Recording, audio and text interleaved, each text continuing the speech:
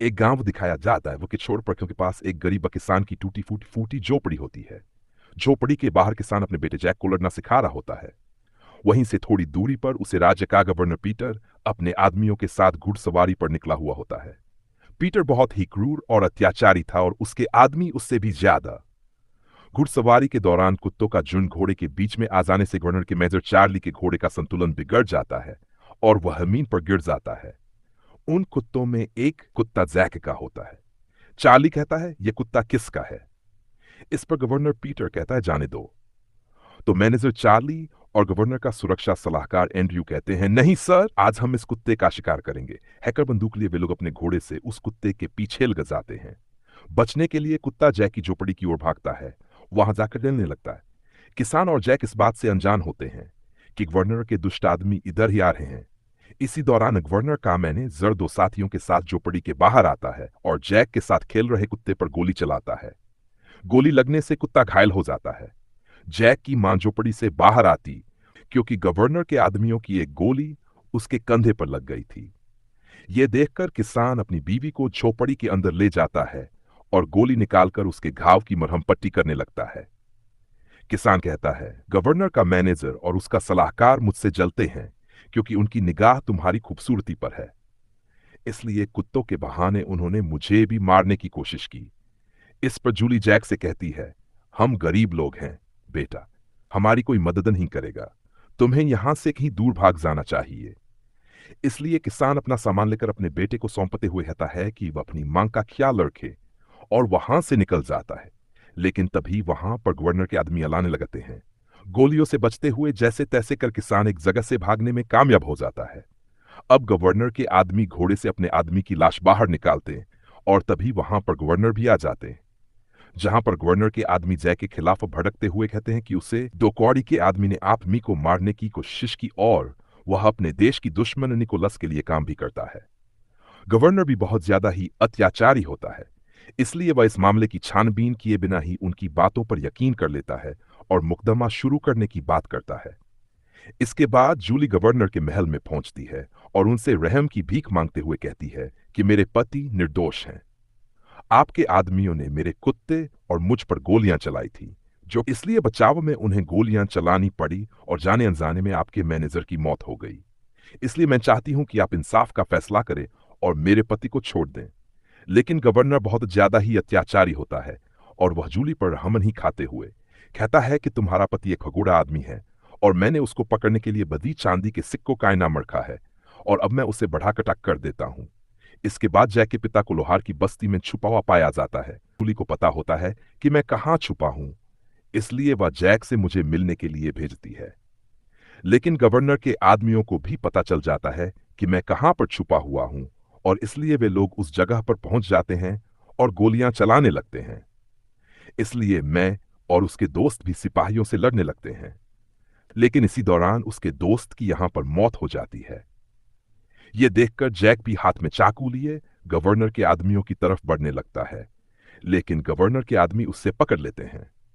यह देखकर मैं दरवाजा खोलकर बाहर आ जाता हूं और उनसे कहता हूं कि तुम मेरे बेटे जैक को और मेरे साथियों को छोड़ दो, मैं तुम्हारे साथ चलने के लिए तैयार हूं।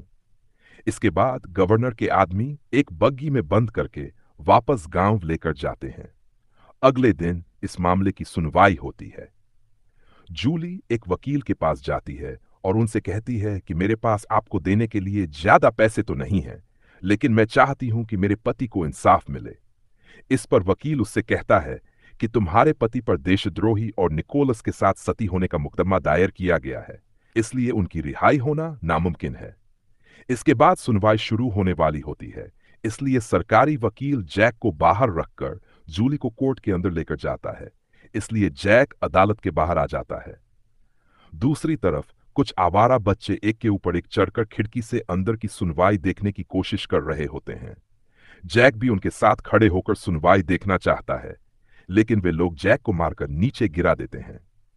जैक जमीन पर नीचे गिर जाता है और उसके सर से खून बहने लगता है और बेहोश हो जाता है। थोड़ी देर के बाद जैक को होश आता है तो आवारा लड़के उनसे कहते हैं कि तुम्हारे पिता के ऊपर देशद्रोही का इल्जाम लगाया गया है और उन्हें साल की सजा सुनाई गई है, इसलिए तुम आखिरी बार अपने पिता को देख सकते हो। खिड़की पर चढ़ने के बाद जैक अपने पिता को देखता है और उनका आवाज सुनता है। मैं उसे हिम्मत से रहने का कहता हूं और हंसते हुए वहां से चला जाता हूं। यहां पर जैक और जूली की सारी उम्मीदें पूरी तरह से खत्म हो जाती हैं। इसके बाद वे दोनों बारिश में भीगते हुए अपनी झोपड़ी पर पहुंचते हैं और देखते हैं कि झोपड़ी की छत में जगह जगह से छेद हो गए हैं, जिसकी वजह से झोपड़ी के अंदर पानी आ रहा है। इसके बाद जूली पत्तू और लड़कियों की मदद से छत को ढकने की कोशिश करती है। पहले तो जूली महल में नौकरानी की तरह काम किया करती थी, लेकिन पति के देशद्रोही होने के इल्जाम लगने के बाद उसे महल में काम मिलना बंद हो गया था। अगले दिन जूली एक औरत रूबी के पास जाती है, जो सभी महिलाओं को कम देने का काम करती थी। रूबी जूली की परेशानी जानती थी, इसलिए वह जैक को वहां पर कपड़े उठाकर रखने का काम दे देती है और जूली से कहती है कि तुम यहां पर कभी मत आना, क्योंकि गवर्नर के आदमी तुम्हें देखकर गुस्सा हो जाएंगे। यहीं पर जैक की मुलाकात रूबी की बेटी लीना से होती है, जो गवर्नर की बेटी जैस्मिन का ख्याल रखने का काम करती थी। अब वक्त गुजरने के साथ जैक और लीना के अंदर बहुत अच्छी दोस्ती हो जाती है। एक दिन जब रूबी सभी औरतों को 1 घंटे की खान की छुट्टी देती है, तभी जैस्मिन सुअरों के बाड़े के पास चली जाती है और गलती से उनका दरवाजा खोल देती है, जिसकी वजह से सभी सुअर बाहर आ जाते हैं और जैस्मिन उनके टक टक कर से नीचे गिर जाती है। यह सब दूर खड़ा हुआ जैक देख लेता है और आकर जैस्मिन को बचा लेता है। तभी वहां पर लीना भी आ जाती है। अगले दिन का सीन दिखाया जाता है, जहां पर गवर्नर का एक आदमी जैक को महल में काम करते हुए देख लेता है और वह रूबी से कहता है कि यह लड़का अब यहां पर नहीं दिखना चाहिए। तुम्हें नहीं मालूम कि इसके पिता को देशद्रोही के जुर्म में गोली मार दी गई है। यह सुनकर जैक घबरा जाता है और फौरन अपनी मां के पास जाता है अपने पिता की मौत की खबर देने के लिए। यह सुनते ही उसकी मां पूरी तरह से टूट जाती है और फूट फूट कर रोने लगती है। फिर वो जैक को एक पहाड़ी पर लेकर जाती है और दूर से महल दिखाते हुए कहती है कि उन महल वालों ने हमारी हंसते खेलते जिंदगी बर्बाद कर दी। तुम मुझसे वादा करो कि इन महल वालों से अपना बदला जरूर लोगे। इतना कहते हुए जोर जोर से रोने लगती है। लेने की वजह से उसे दिल का दौरा पड़ने लगता है। जैक जल्दी ही अपनी मां को में घर लेकर जाता है और दोनों ही वहां पर लेकिन जब सुबह जैक की आंख खुलती है तो उसकी मां बिस्तर पर मरी पड़ी होती है। ये देखकर जैक अब पूरी तरह से टूट जाता है।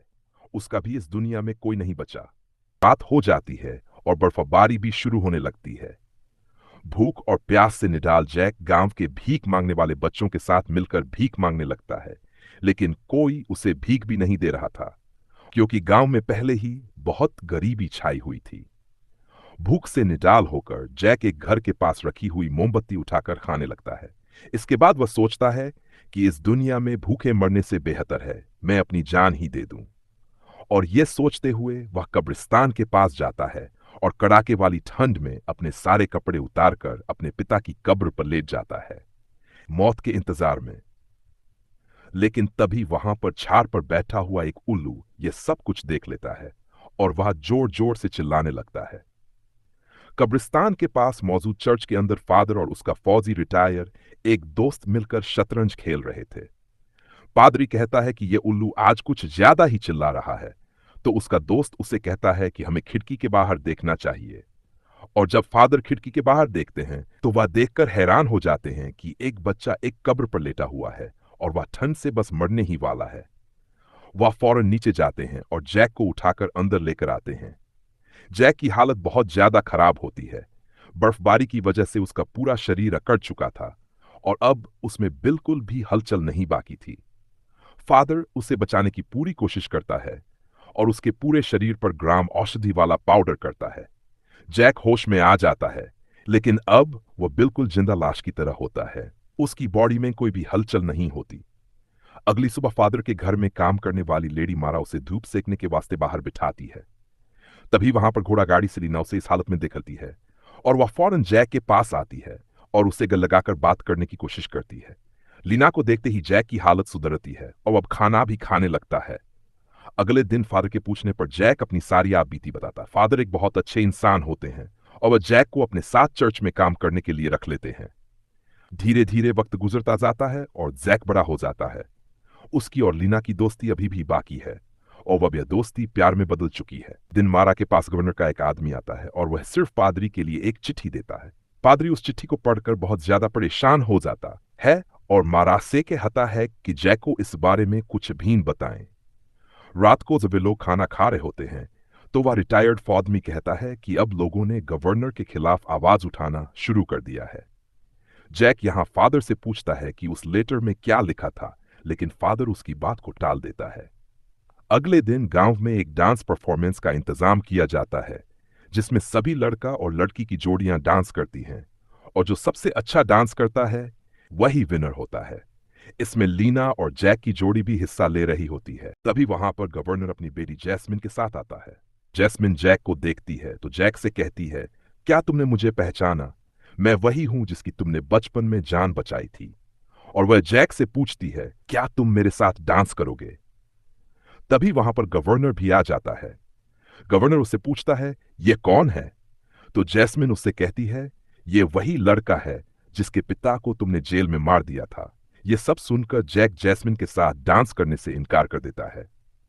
गुस्से में आकर जैस्मिन अपने पिता के साथ ही इस प्रतियोगिता में डांस करती है, और यहां पर लीना और जैक की जोड़ी जीत जाती है, और सभी लोग जैक की जीत के नारे लगाने लगते हैं। यह सुनकर गवर्नर और उसकी बेटी को बहुत गुस्सा आता है, और वह लोग चुपचाप वहां से चले जाते हैं, क्योंकि वे जानते थे कि अब गांव के लोग उनके राज को खत्म करना चाहते हैं।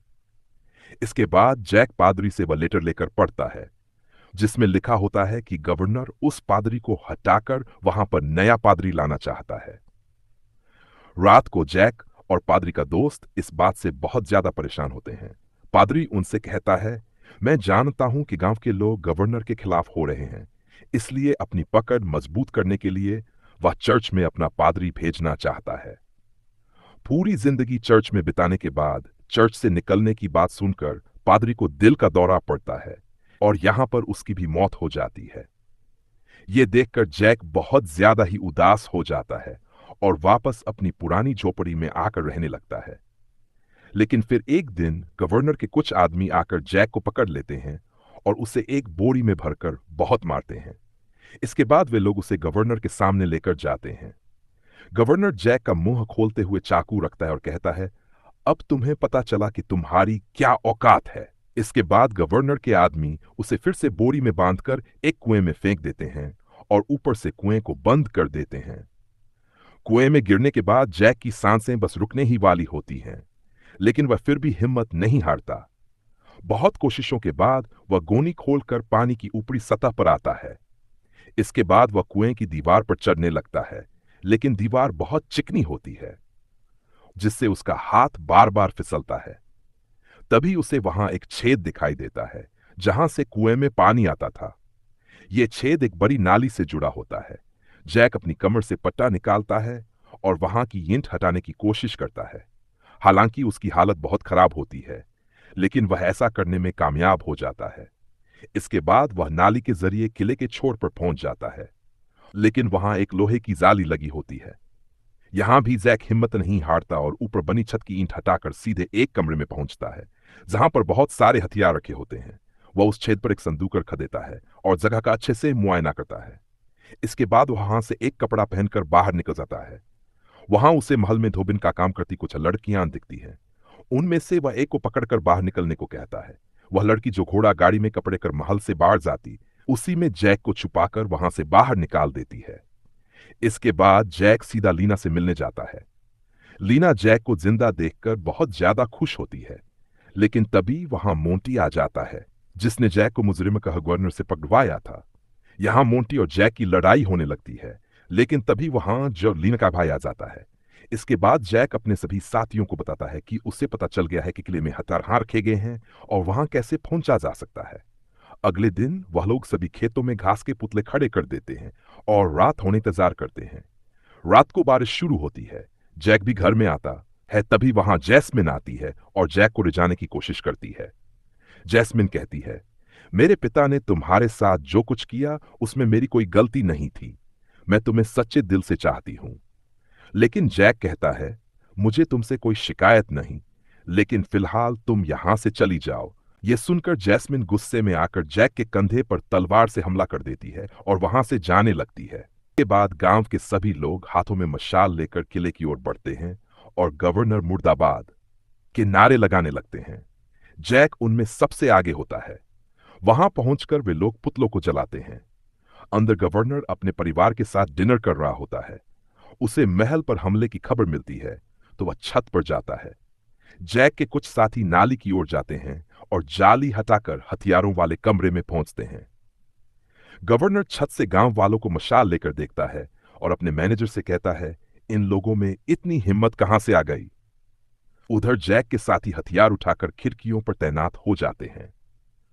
गवर्नर दरवाजा बंद करने का आदेश देता है, लेकिन गांव वाले रस्सी से दरवाजा बंद होने से रोक देते हैं।